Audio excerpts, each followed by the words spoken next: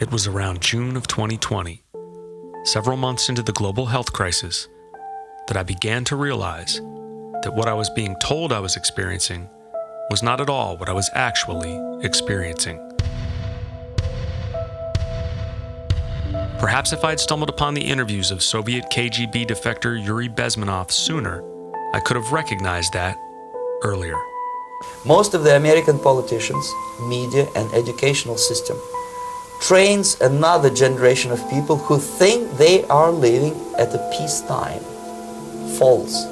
The United States is in the state of war, undeclared total war against the basic principles and the foundations of this system. And what are those principles? Self-determination, meritocracy, individual human rights, and above all else, freedom. Screw your freedom. And the initiator of this war is not Comrade Andropov, of course. The initiator of this war is not Comrade Andropov, of course. He was the leader of the Soviet Union at the time of this interview. I believe this is extremely important for us to understand. If not the leader of the Soviet Union, then who? It's the system. However ridiculous it may sound, the world communist system or the world communist conspiracy, whether I scare some people or not, I don't give a hoot. If you are not scared by now, nothing can scare you. The world communist conspiracy. Sound familiar?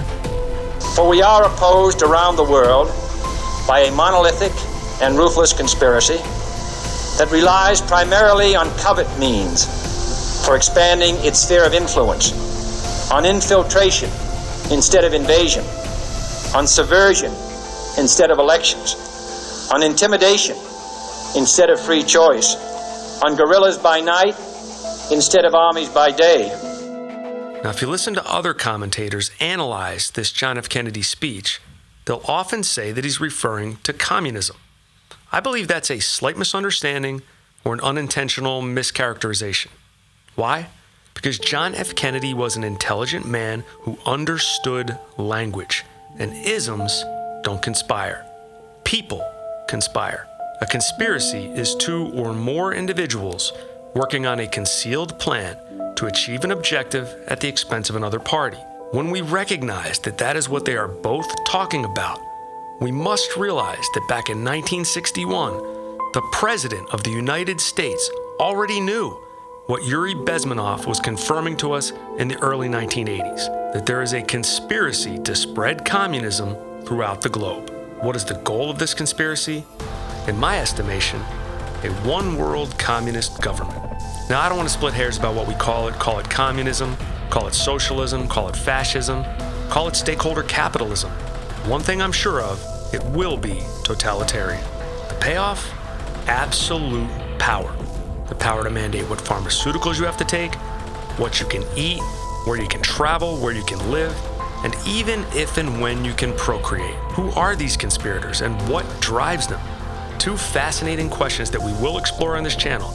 But for the purposes of this video, because of the times we're living in, the most important message to spread is that they exist and that they're currently targeting the United States of America. It is clearer than ever that we face a relentless struggle in every corner of the globe that goes far beyond the clash of armies or even nuclear armaments.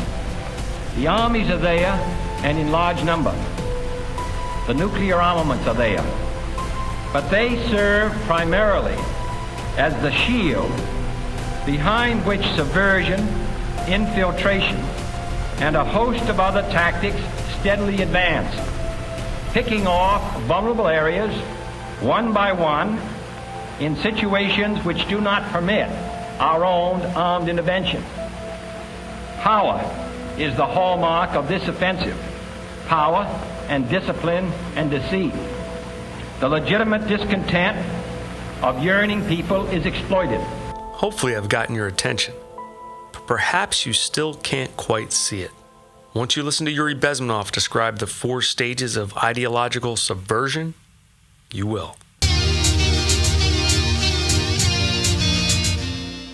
Welcome back to Shadow Wreckardz. If you're familiar with the channel, you may notice that I'm in a new location. That's right, this is my new office studio. I'm very excited as the lack of a good space is one of the reasons I haven't produced more content recently. You also may have noticed that the first clip in this video was shot in San Diego. I actually shot quite a bit of footage for this video in San Diego. Unfortunately, most of it will not make the cut. That being said, much of the inspiration came to me while on that trip. Now, before we jump into ideological subversion, let's first hear Yuri's perspective on why he defected. What made you decide to defect, and how did you effect your defection? Well, decision of course was very painful and difficult. But on the other hand, I didn't have any illusions or allusions about the Soviet system and communist or socialist system. It's the most rotten and unworking system in the world. Some people call it state capitalism, socialism, centralized planning, whatever. It doesn't really matter what kind of name you attach to the system. Basically, if you're a religious person, it's a devilish, satanistic system which appeals only to the most primitive, negative side of human nature. The basis of that system is denial of private property, human dignity, and personal responsibility, and of course any religious affiliation of a human being to God as a supreme being. So Yuri, already disillusioned with communism, was on an assignment in India when he experienced the set of circumstances that would lead to his defection. I fell in love with that country because at that time this country didn't do any harm to any neighbors, least of all to the Soviet Union, and yet we did so much harm to that country that I decided to defect and explain it, first to Indians, then to American politicians, intelligence communities, and media. Unfortunately, I didn't have much success because my stories were treated with a great skepticism. I was called paranoid, McCarthyist, fascist, Cold War maniac, and other names which I don't want to mention here.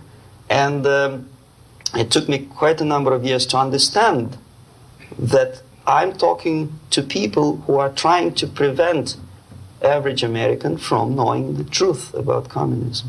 Notice that the people trying to prevent the average American from knowing the truth about communism included American politicians, members of our mainstream media, as well as our intelligence communities. Surprised?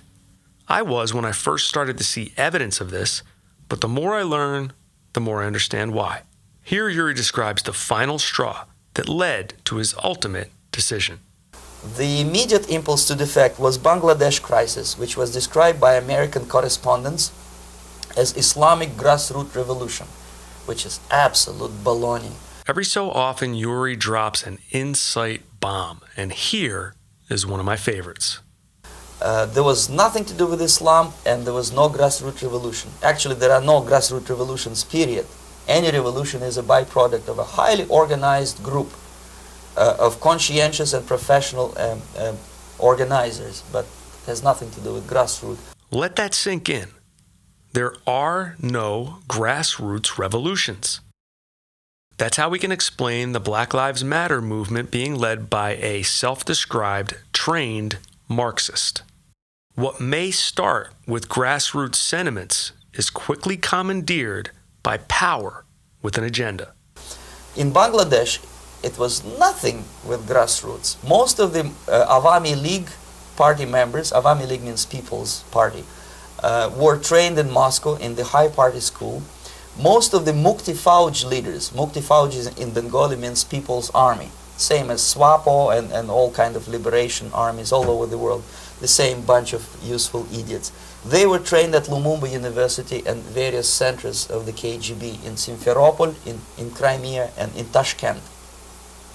So when I saw that Indian territory is being used as a jumping board to destroy East Pakistan, I saw myself thousands of so-called students traveling through India to East Pakistan, through the territory of India, and Indian government pretended not to see what's going on. They knew perfectly well, the Indian police knew it, the intelligence department of the Indian government knew it, the KGB of course knew it, and the CIA knew it. That was most infuriating, because when I defected and I explained to the CIA debriefers they should watch out because East Pakistan is going to erupt any moment. They said I was reading too many James Bond novels. Anyway, so East Pakistan was doomed. Notice, America's mainstream media mischaracterized the situation. Accident? Also, again, all of these government and intelligence agencies, including the CIA, ignored the precursors to a disastrous societal collapse. Incompetence? I don't think so. I would propose that that is because the power that seeks to spread communism throughout the globe is not within the Soviet Union, or any nation for that matter.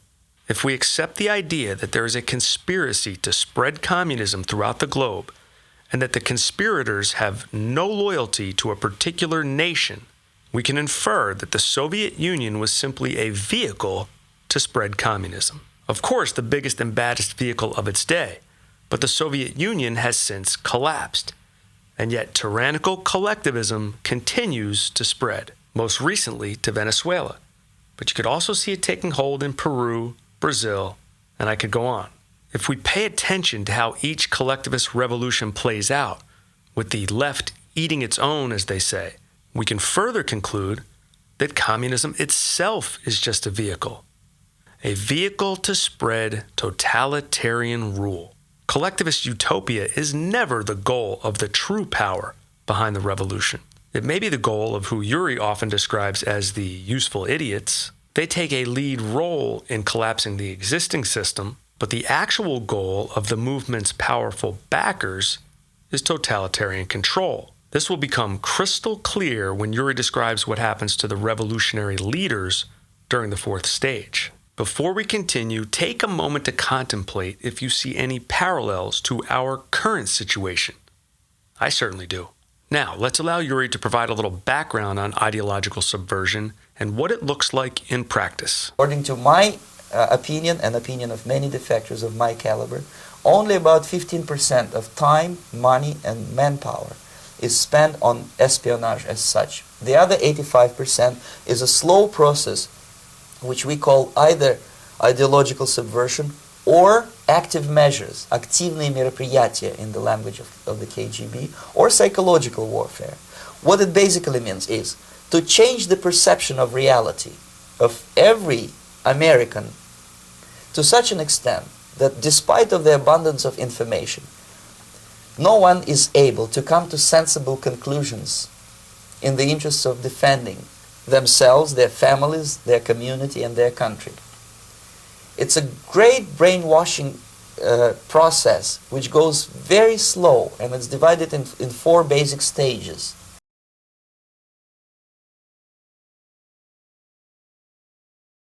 The first stage of subversion is the process which is called basically demoralization. It says for itself what it is.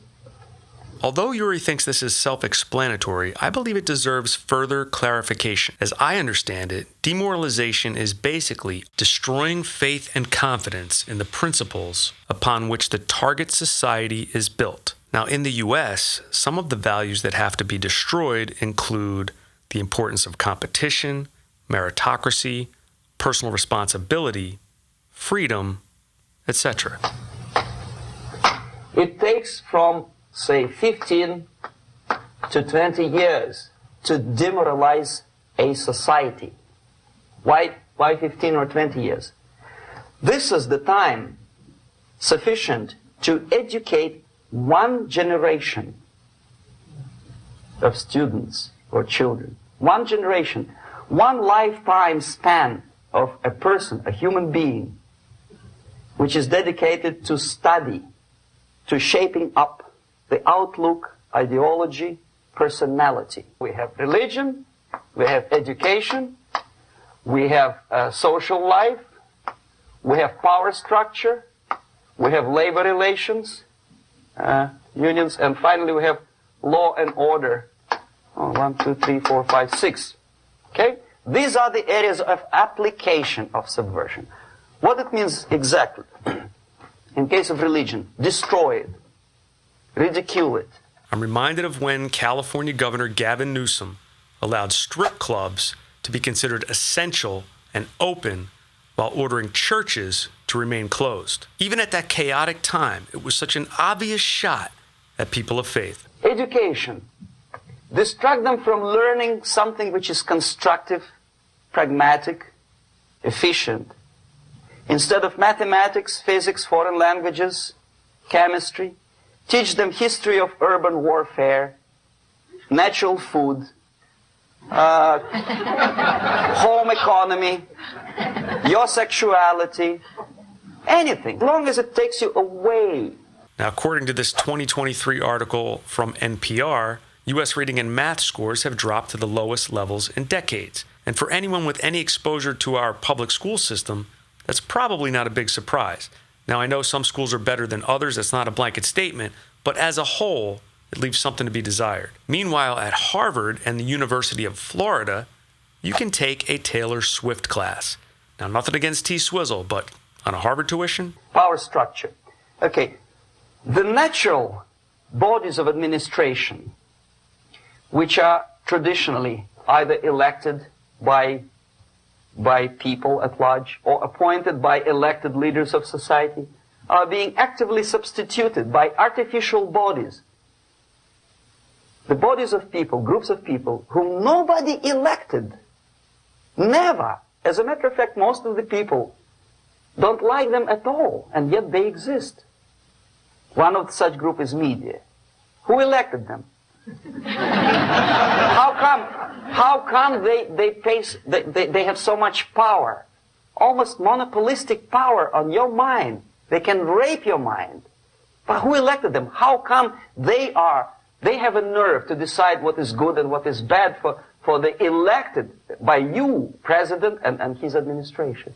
Who the hell are they? Law enforcement, law and order organization and structure is being eroded.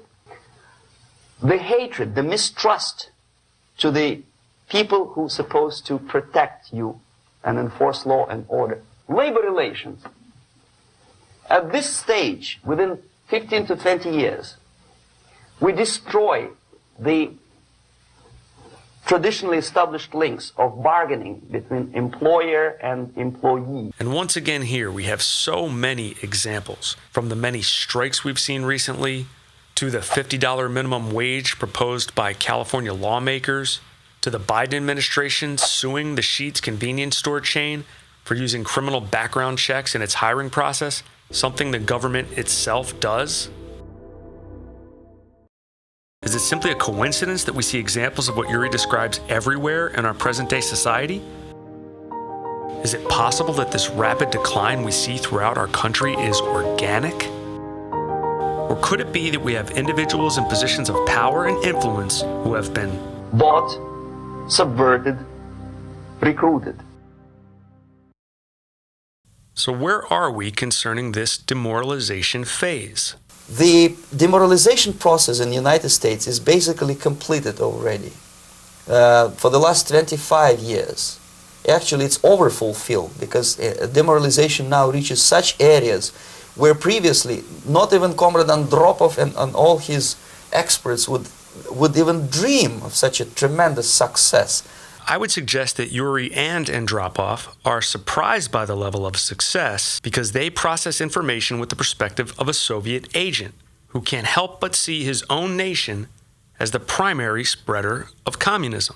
However, Yuri acknowledged earlier that it's not Soviet leadership that's initiating the spread of communism, it's the world communist conspiracy, that nationless power I mentioned earlier.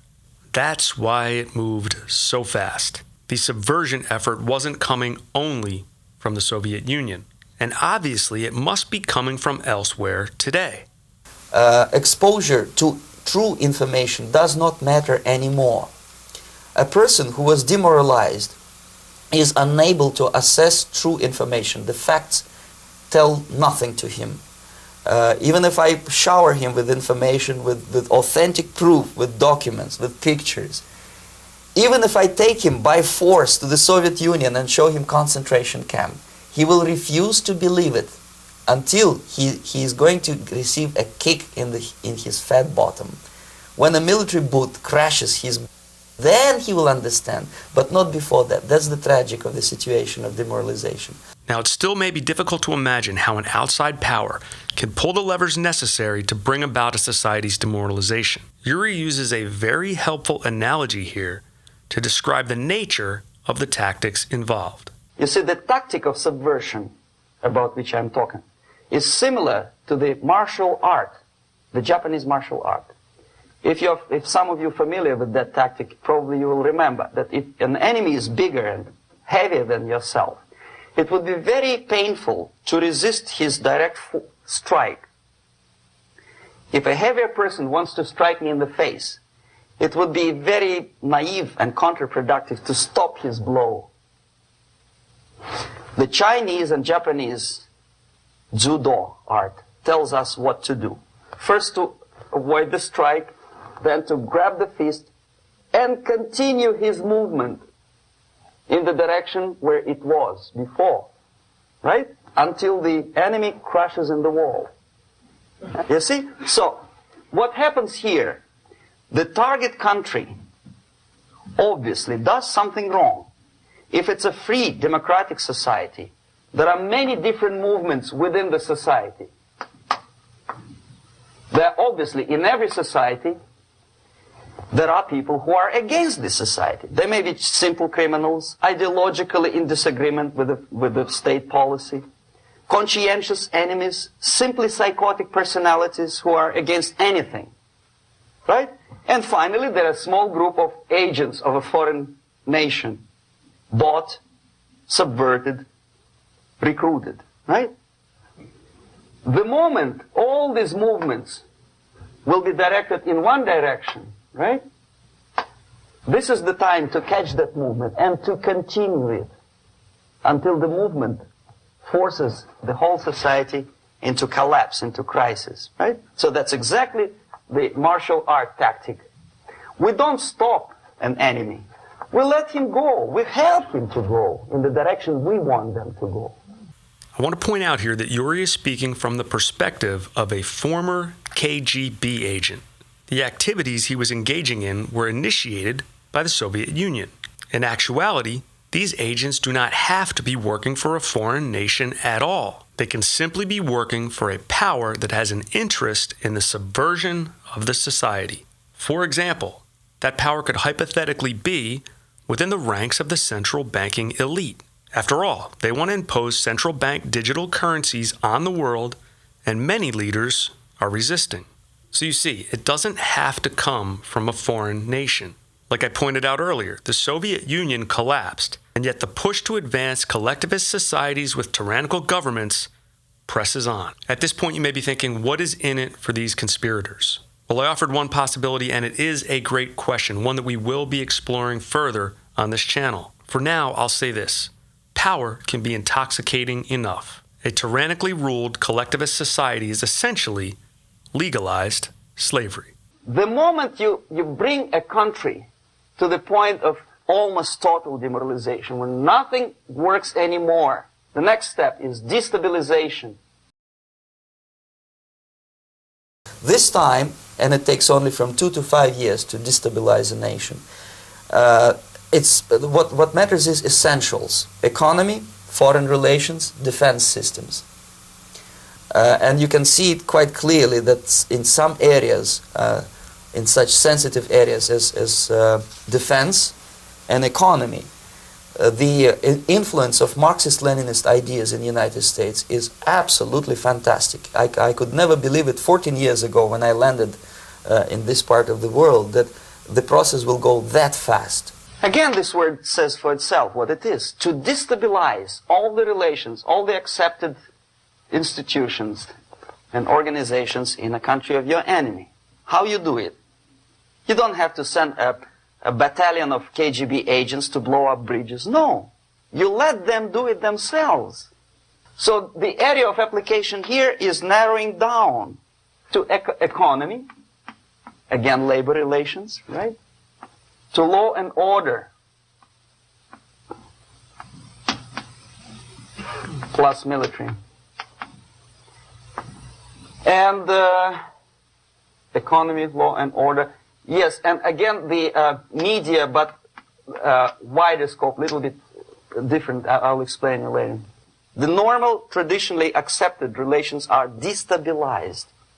The relations between teachers and students in schools and colleges fight.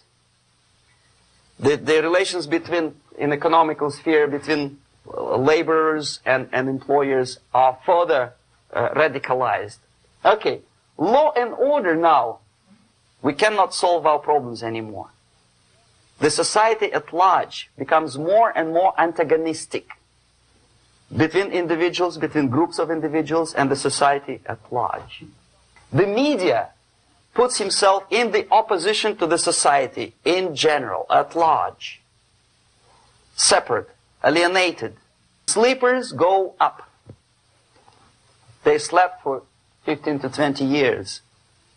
Now they become leaders of groups, preachers, public figures. Prominently they actively include themselves in a political process. It's black against white, yellows against green, doesn't matter where the division line goes. As long as this group come into antagonistic clash, sometimes militantly, sometimes with firearms, that is destabilization. Doesn't mean that Comrade Andropov sends Comrade Ivanov to the United States. The person who takes care is already here. He is a respected citizen of the United States. Sometimes he gets money from various foundations for his legitimate struggle for, human rights, women's rights, kid lib, prison lib, whatever. There are sympathetic Americans who donate their money to him. This stabilization process usually leads directly to the process of crisis. When society cannot function any more productively, it collapses, obviously, that's the word for crisis. So therefore, the population at large is looking for a savior. And here we are, we have a savior. Either a foreign nation comes in, or the local group of leftists, Marxists, no matter what they call themselves, Sandinista, a reverend or some sort, Bishop Muzureva, like in Zimbabwe, doesn't matter. A savior comes and says, I will lead you. So we have two alternatives here. Civil war and invasion. Now, Yuri talked about how the government and intelligence agencies ignored the movement of the revolutionaries through India into East Pakistan. Could something similar be happening at our border? It certainly seems that a large number of military-aged males are being allowed to enter illegally before being distributed all over the country. This seems very coordinated to me. What's the purpose of this movement? Why are all of these NGOs aligned? Are we heading towards an East Pakistan-like eruption? So what happened in East Pakistan, now known as Bangladesh? It's very difficult to get a straight answer, especially when sourcing the information from a left-leaning organization like Wikipedia. There's frequent mention of the atrocities carried out by the Western Pakistan forces, but little about those perpetrated by the Bengali revolutionary forces. That being said, with some digging, I was able to find this. According to authors Kenton Worcester, Sally Bermanzon, and Mark Unger, Bengalis themselves killed about 150,000 non-Bengalis living in the East. That number, according to one of the groups victimized by that campaign, was as high as 500,000. The exact number isn't of the utmost importance. What is important to recognize is that the Bengali fighters were not only fighting the forces of Western Pakistan, they were also killing their own internal opposition. It's pretty clear that both sides were guilty of tremendous violence, bloodshed, and cruelty directed at innocent civilians. The result of that conflict is what really tells the story. Surprise, surprise, a socialist system. I'll be brief, as Wikipedia really soft pedals the heck out of this, but after the liberation of Bangladesh in 1971, some socialistic approaches were taken. With a view to establishing a socialist nation under a Soviet economic model, many large and medium-sized enterprises and public utility enterprises were nationalized. Eventually, all banks and all insurance companies were nationalized. What that means is that the murderers who claim the right to wield power over this new society pillaged the private sector. Let's allow Yuri to continue to describe the crisis stage. Okay? See how it goes? Civil war, we know what it is. Lebanon is the best example. The civil war, which was artificially implanted in Lebanon by injection of force of PLO, Palestinian Liberation Organization. Invasion we had in many other countries like Afghanistan. Quick aside on Afghanistan. This observation was not part of my original script, but I felt it was so aligned with the premise of this video that I had to share. The summarized premise is that there's a conspiracy to spread totalitarianism throughout the world, and that communism is simply a vehicle to help achieve this objective. The conspirators, while having a degree of influence and power over every nation, have loyalty to none. So through this lens, let's look at Afghanistan. It was invaded by the Soviet Union, the bad guys, back in 1979. I think it's fair to say that the intent was clearly to establish a totalitarian, Communist Party-ruled society. That effort was unsuccessful, and the Soviet Union eventually withdrew in 1989.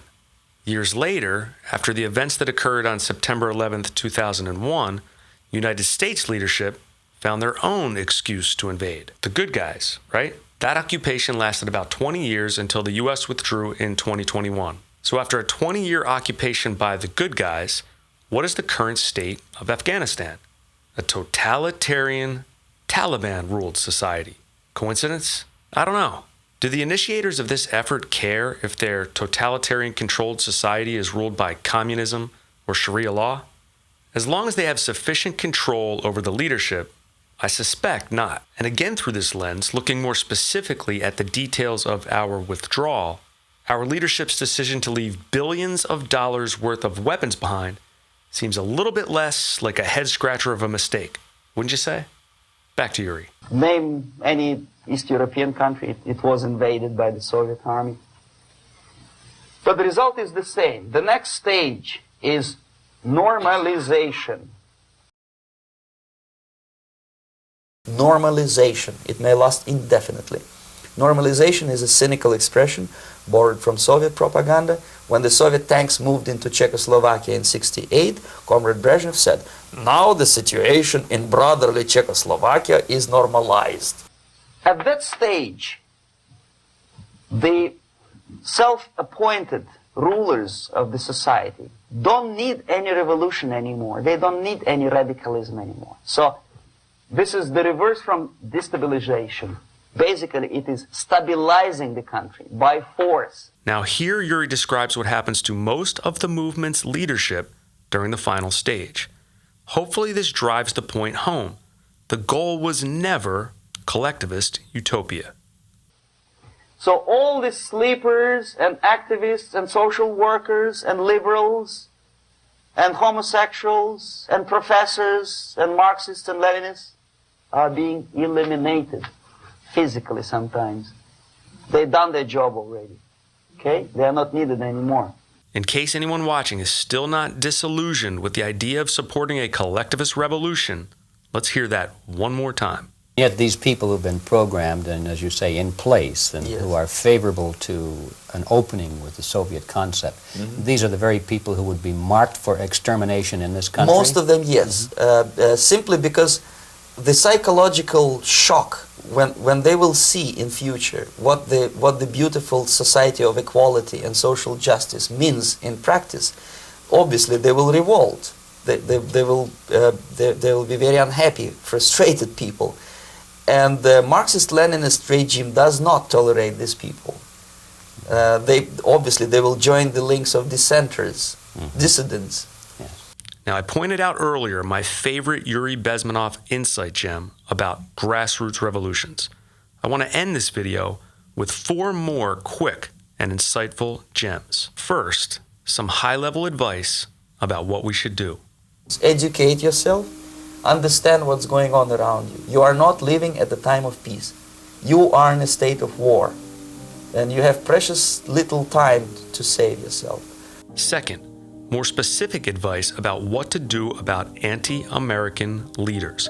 And by anti-American, I mean leaders who are against the founding principles of this country, leaders who want to fundamentally change our system. Do not elect them to the seats of power, whether it is municipality level, state level, or federal level. It has to be beaten in the heads of American voters that a person like that in the seats of power is an enemy. Do not be afraid of this word. It is an enemy. If he is not an enemy here, he will be here. Later on, he will be shot, of course. But at this point, he is an enemy. Third, how urgent is it for each and every one of us to take a stand? It's the most urgent thing, I think. Wake up and convince yourself that you're on the right side.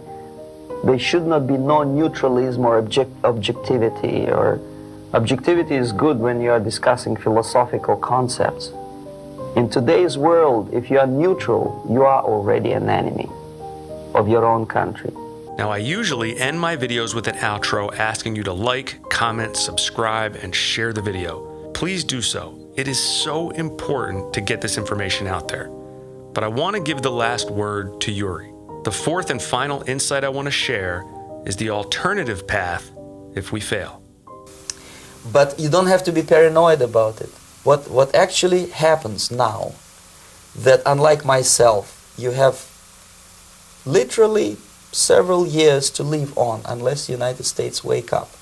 The time bomb is ticking. With every second, the disaster is coming closer and closer. Unlike myself, you will have nowhere to defect to, unless you want to live in Antarctica with penguins. This is it. This is the last country of freedom and possibility.